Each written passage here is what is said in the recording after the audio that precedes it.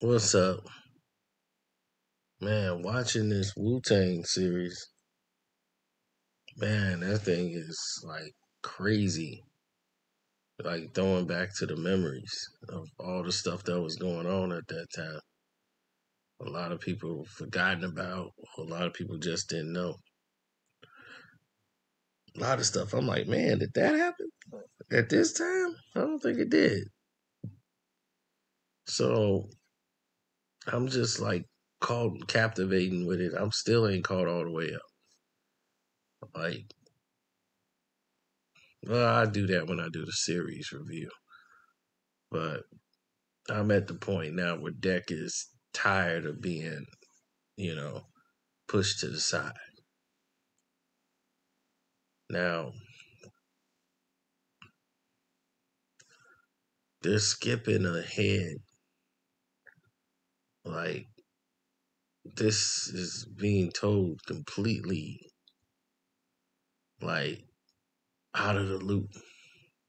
Like, this is in between projects. Like, Cuban Links is doing his thing, and they trying to get the Jizza album out before the year is out. So they trying to get the marketing and everything else. So it's different record labels. So I understand that. Now, what Rizzo was planning on doing was starting his own thing, um, and getting his own record label. You know, Wu-Tang wanted to be able to sign their own artists to their own labels. And Razor Sharp Labels was supposed to be that label. Now, to get it distributed, Sony was interested in distributing you know, they were interested in distributing the record, and this whole ODB thing and getting Old Dirty to do it and all that was told a little differently. Not a problem with that, but let's get to the reason we're here. And by the way, don't forget to hit the like button. The Cash App is Carceno, which is Karceno. For those who want to support, show love to the page. Appreciate it. Like button is free. You can subscribe. All those wonderful things. Right? Now let's get to the gist of everything. Now that the politics is taken care of. And by the way, if you guys want to go ahead and go to the Patreon, as you see, Carcino for Life is in there. The Killing of Michael Jackson Part 5 is up there. All right. Set to go. Now, let's do this before I go to bed. Ghost album, Ghost and Ray was their own album. The Wu-Tang plan was live. There was a Wu album that was supposed to come out, and like after every 4 years, or they want to do 4 or 5 years, there'll be another collaborative Wu-Tang album. Then everybody have their individual things because there's not gonna be enough money for everybody to eat. So if that's what everybody's doing, that's what everybody's doing. Here's the problem. And when you're an artist and you don't really understand the business and you got other people who don't really understand how, you know, rapping is done, and they people that like to rap and make songs but don't understand contracts or business and don't understand that this is a real business. It was weird to see the process. After Wu, Method Man was supposed to be first. Then was supposed to be Old Dirty. Then Raekwon was coming next. But it wasn't supposed to be Raekwon. It was supposed to be the Genius. Then it was going to be Raekwon. The Genius was supposed to follow. All the meth was supposed to be Dirty, then the Genius, then Raekwon's album.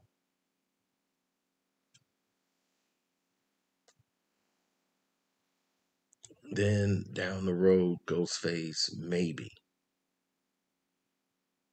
Inspector Deck. Everybody's supposed to have their album. Deck was supposed to be before Ghost.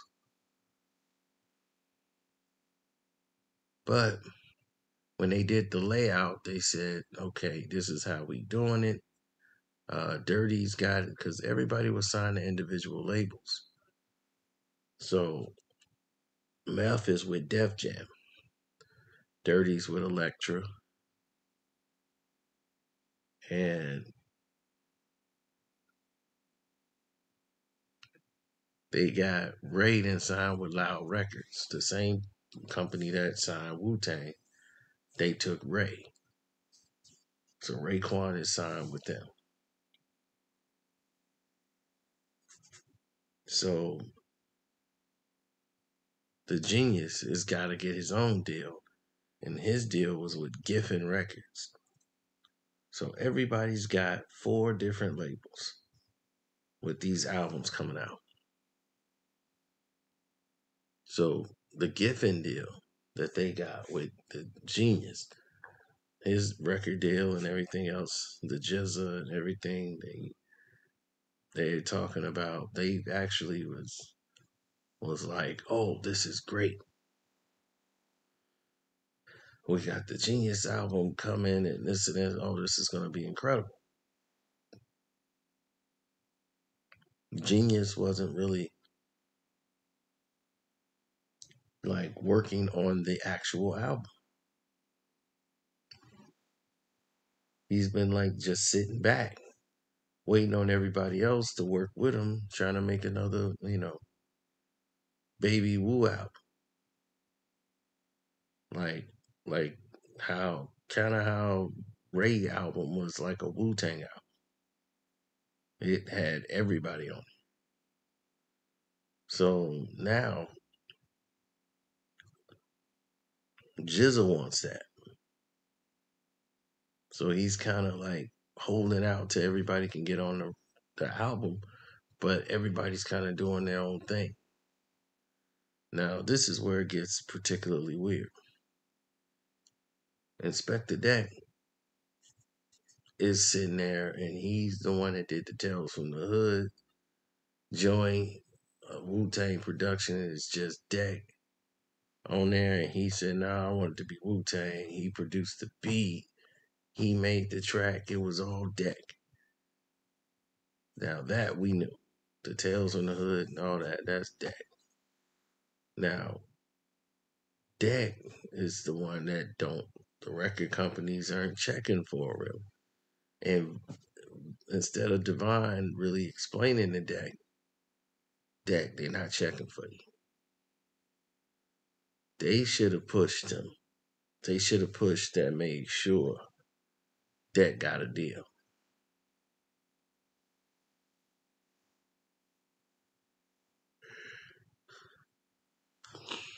That's what should have been the case. Deck should have had it out. The people wanted to hear Inspector Deck. It would have sold gold. It would have pushed.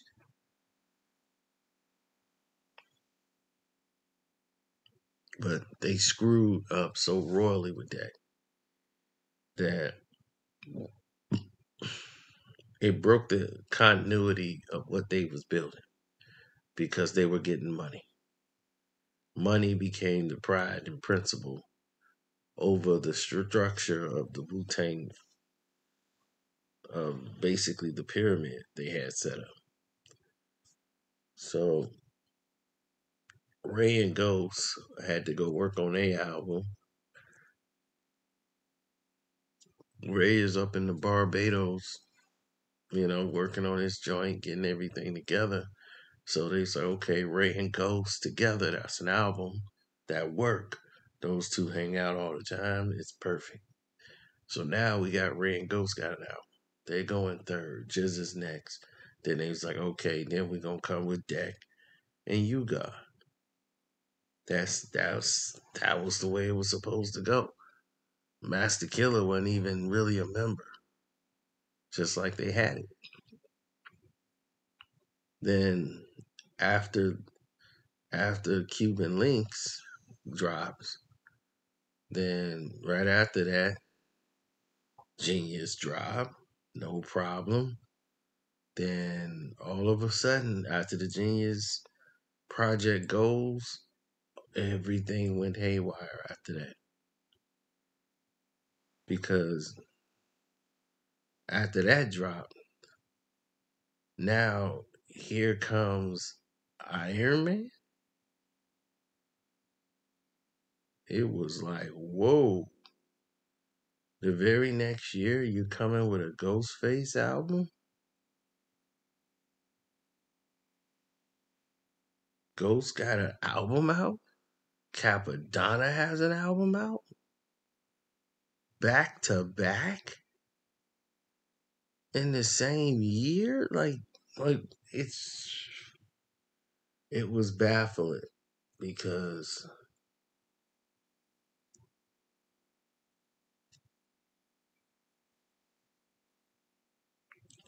it was baffling to us who've been following the Wu because it broke the structure.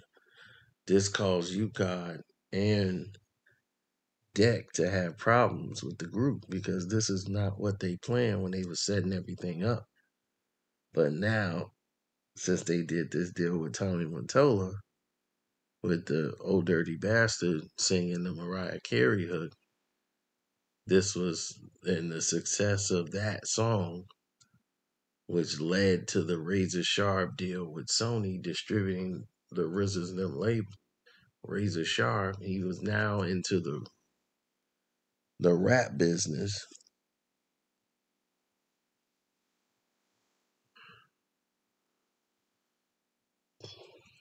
which was gonna make the Wu-Tang more richer than anybody has ever imagined. Because now they're out of really the grip of loud records. Now they making money off the solo artists that they have there, like Ghostface. They had Ghost and Cappadonna, RZA and Divine. They ate well off them, off Razor Sharp. So while they were there making projects for the years, they were pushing, Ghostface album heavy. Ghost had heavy push because he had Tommy Mottola money. Sony was gonna push it. So they did a lot of, creative features. That's why you hear Winter Wars on the album, which was on the soundtrack for, Don't Be a Menace. They actually put that on there so they could feature Cappadonna because they signed Cappadonna. By having Cappadonna sign the deal and giving him $700,000 signing bonus, which is like incredibly crazy for Cappadonna. 700,000, that's like crazy type of deal. He could have got Cappadonna for a $250,000 signing or even less. But they gave him 700,000. So they were set. Now that they are set and in power and ready to go, they got more problems to deal with. And I know you like, man, well, what was that? Now Deck feels slighted because he been the soldier. He been keeping everybody in line, working hard, creating beats, rhymes, everything. Deck is just ready to go. and he don't have a record deal. But what Devon should have did was said, look, this is what Tommy wanted, Tommy Matoma. I'm not in control yet. But Tommy Matoma wants these artists. He wants Ghost and he wants Cappadonna. He wants those two signed. See, Deck wasn't Flash. Even though Deck was just all rhyming, he didn't have the swag like Ghostface and Cappadonna. They had all the splashy colors and and Deck and Donna's just a rapper too. He ain't really got the personality, but Donna had the he was splashing with the outfits like Ghost and the Wallabies and all that. They had a flair and they needed a piece of it. They couldn't get Raekwon, so they signed Ghostface. Well, Inspector Deck should have went first, but it wasn't a perfect world. It wasn't their choice. It was mostly Tommy's choice, Tommy Mottola. And this is the decision it became a business decision. Wasn't like they wanted to screw over Deck. It was just like, well, this is what it is. You gonna get signed, but you just gotta wait. And Deck's like, look, man, I done waited long enough. The people go on it when they hear the album, but the record companies don't believe it. You gotta like convince people because they don't want to invest any money in somebody they don't think is gonna sell records, and they just don't think Inspector Deck is gonna sell some records. Like if it wasn't for ice cream, I just don't even know where Cuban Links would be if it wasn't for ice cream. So that's something to think about. You know, I sit back and think about those old days.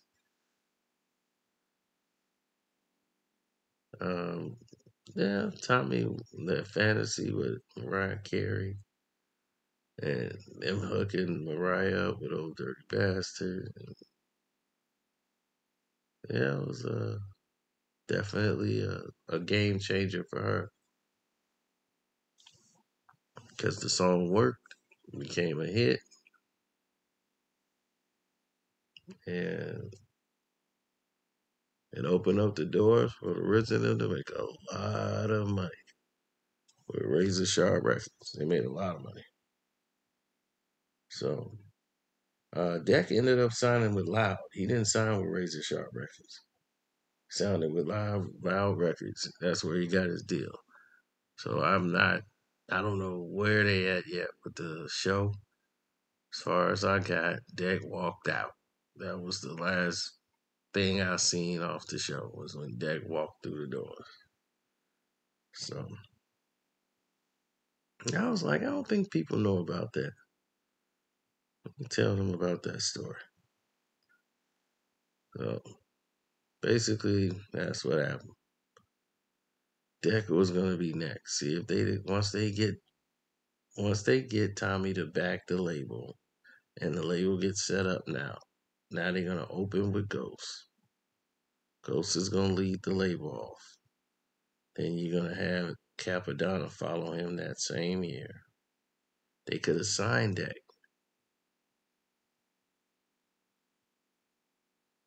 but Deck wasn't interested in waiting. He wanted his thing out when he wanted to do it. So he went to Loud Records and recorded his own album, Uncontrolled Substance. Now it's a whole movie on its own. Anyway, I took up a lot of your time. I want to say shouts out to Kwame Brown Buzz Life. I want to say thank you to everybody who follow me. And God bless everyone out there. And that's about it. Shouts out to HD, Ticket TV, Seahawks, Jose Rodriguez, Armando Black, and Damn D. And that's it. I'm out.